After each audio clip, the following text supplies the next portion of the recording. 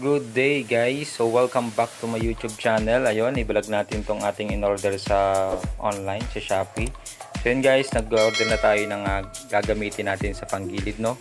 At ito yung una kong binili, in-order yan. Belt tapos flyball, yan.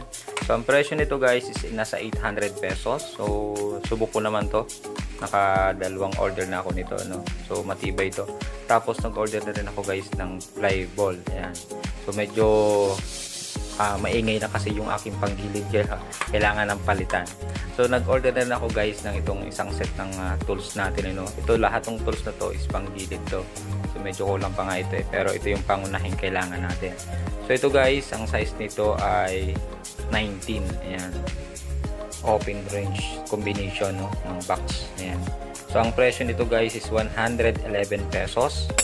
At ito naman guys na medyo malaki, 22 yung size niya. Yan, open range combination. Yan, kailangan din natin to. Ang presyo naman ito guys ay 185 pesos. Ito.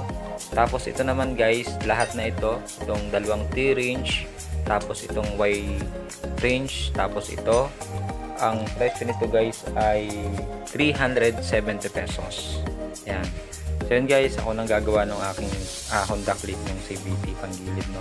Kasi medyo magastos kapag ipapagawa sa labas, saka hindi masyado nalilinis. Kaya yun, tayo na mismo yung gagawa ng ating motor. Yan. So abangan nyo guys sa mga susunod yung video, video ko yung kung paano pag magkabit ng ito, ng belt natin, tapos itong flyball, no? Tapos video natin kung paano siya malinis, ng talagang malinis. So yun lang guys, thank you for watching. Ingat.